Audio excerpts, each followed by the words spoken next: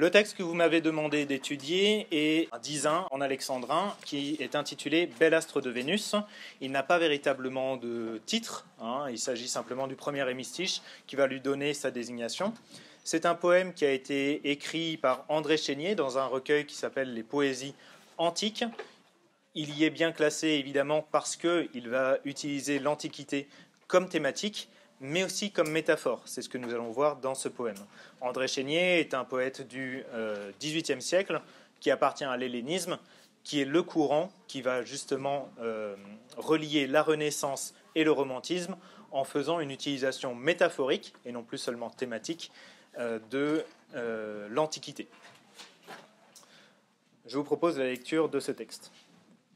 Bel astre de Vénus, de son front délicat, puisque Diane encore voile le doux éclat, jusques à ce tilleul, au pied de la colline, prête à mes pas secrets ta lumière divine.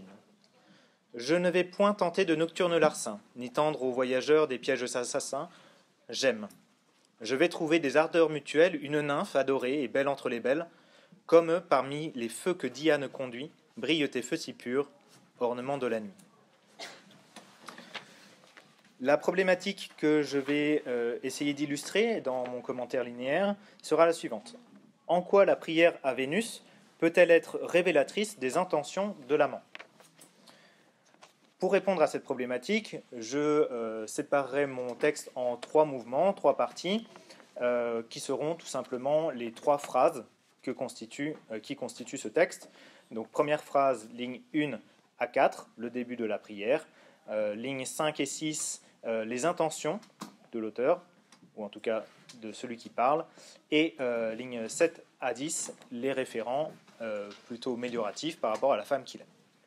Je commence ainsi mon commentaire. Le texte s'ouvre sur une adresse directe à Vénus, bel astre de Vénus. Il s'agit d'une apostrophe ici qui va être sujet d'un verbe qui n'est présent que 3 vers plus loin, donc au 4e vers. La phrase est « Bel astre de Vénus, prête à mes pas secrets, ta lumière divine ». Il s'agit bien ici d'une prière, puisque le poète s'adresse à une divinité, Vénus, la divinité de l'amour, pour lui faire une demande. Il lui demande d'intervenir en sa faveur, « Prête à mes pas secrets, ta lumière divine, éclaire-moi sur mon chemin ». Donc il lui demande d'intervenir parce que, on peut le déduire du contexte, il doit retrouver quelqu'un, sans doute la femme qu'il aime, puisqu'il doit s'adresser à la déesse de l'amour, mais il est empêché dans son projet par une autre divinité, Diane, Diane qui est la déesse de la chasse et aussi la déesse de la chasteté. Diane ici voile le doux éclat de son front délicat. On peut comprendre par métonymie qu'il s'agit ici de la lune, puisqu'elle est aussi responsable de la lune.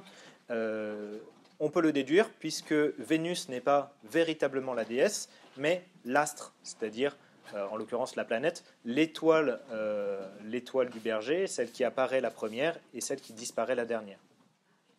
Il s'agit donc de contrer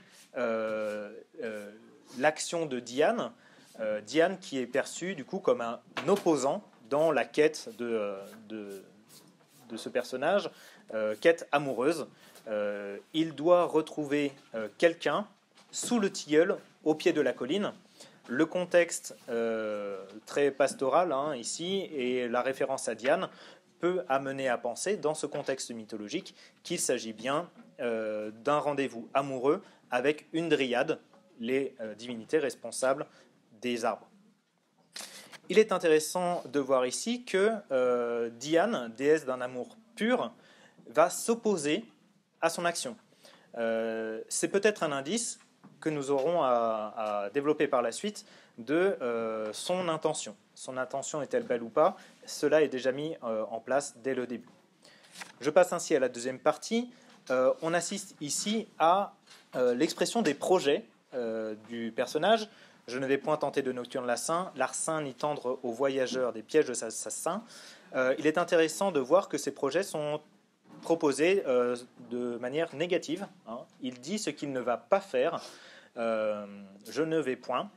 C'est une négation absolue. Mais peut-être ici, ce besoin de se justifier va rentrer en contradiction avec la pureté de ses intentions. S'il doit justifier son action, peut-être que son action n'est pas véritablement si anodine ou si innocente que ça. Le contexte mis en place avec l'intervention de Diane contre son projet commence à se préciser un petit peu plus. Je passe ainsi à ma troisième partie. Ici se révèle l'objet du rendez-vous. Il s'agit bien d'un rendez-vous amoureux, j'aime. Et il s'agit bien d'un rendez-vous puisqu'il va trouver quelqu'un, ce quelqu'un étant une nymphe. Cela confirme notre première hypothèse de la dryade. La nymphe est bien un type de dryade. La dryade est un type de nymphe, celui qui est responsable des arbres. Cette nymphe est adorée par le lexique religieux. Il va la placer immédiatement comme une déesse. Et tout le lexique mélioratif, belle entre les belles, va chercher ici à valoriser son amour. Là encore, on peut mettre en doute la pureté de son amour par l'adjectif mutuel qui va qualifier les ardeurs. Je vais trouver des ardeurs mutuelles. Cela pourrait sous-entendre que ces ardeurs ne le sont pas encore.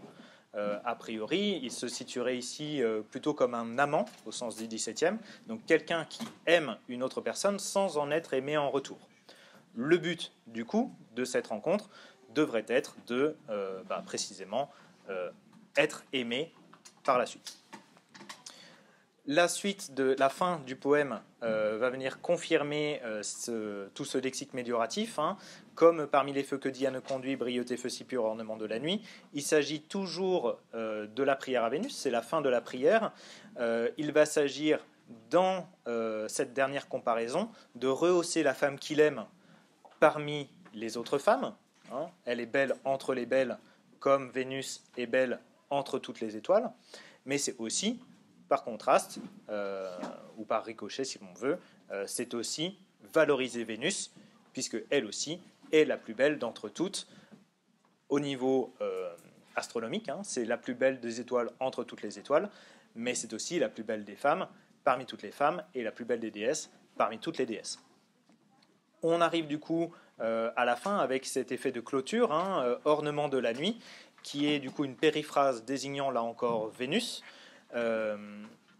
Donc périphrase qui désigne Vénus et qui répond au premier hémistiche du poème, Bel astre de Vénus. On a donc bien ici un effet de clôture. La poésie est aussi une prière, comme on le voit du début à la fin. Cependant, il est intéressant de noter que ornement de la nuit qualifie effectivement Vénus, mais la qualifie en tant qu'étoile, puisque c'est bien l'étoile qui orne la nuit. Mais si elle désigne aussi Vénus en tant que déesse de l'amour, il est intéressant de noter qu'il y fait référence comme une déesse nocturne. Peut-être doit-il se cacher de ses intentions.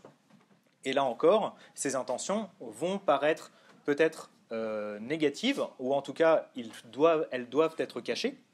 Et c'est peut-être aussi ce que va permettre de prouver l'alternance des rimes masculines et féminines, qui va se clore ici sur une rime masculine, amenant le total à 3 rimes masculines contre 2 rimes féminines seulement.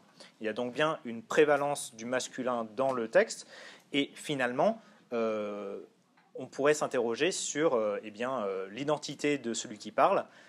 Amoureux d'une nymphe, peut-être celui-ci est-il un satyre, et l'on sait bien comment terminent les histoires d'amour des satyres et des nymphes. La problématique qui a mené mon commentaire était la suivante. En quoi la prière de Vénus à Vénus peut-elle être révélatrice des intentions de l'amant ? Il s'agit bien ici d'une prière à Vénus, qui est à la fois une prière religieuse, Vénus en tant que déesse de l'amour, et aussi une prière païenne, puisqu'on s'adresse à l'astre de Vénus, à l'étoile, en même temps que à la déesse. C'est donc bien une prière amoureuse. Le locuteur cherche une aide dans sa tentative amoureuse, mais c'est aussi une prière qui est révélatrice de ses intentions. Il aime une femme, certes, mais l'intégralité du contexte mythologique et de la forme poétique nous permettent de nous interroger sur la pureté de ses intentions. Peut-être n'est-il finalement qu'un satyre, avec un I ou un Y, qui cherche uniquement a forniqué avec cette nymphe ou cette femme. Je passe ainsi à la question de grammaire. Vous m'avez posé la question du traitement des subordonnés dans les vers 7 à 10. Je vous les relis rapidement. J'aime, je vais trouver des ardeurs mutuelles, une nymphe adorée et belle entre les belles, comme parmi les feux que Diane conduit, brillent tes feux si purs, ornement de la nuit. Il y a ici 3 propositions subordonnées, 2 qui sont évidentes et une qui est un peu plus technique. Première proposition évidente, ça sera une proposition relative, elle est au vers 9, que Diane conduit. C'est bien une relative puisqu'elle est introduite par que étant ici pronom relatif, reprenant l'antécédent feu, qui est bien un nom.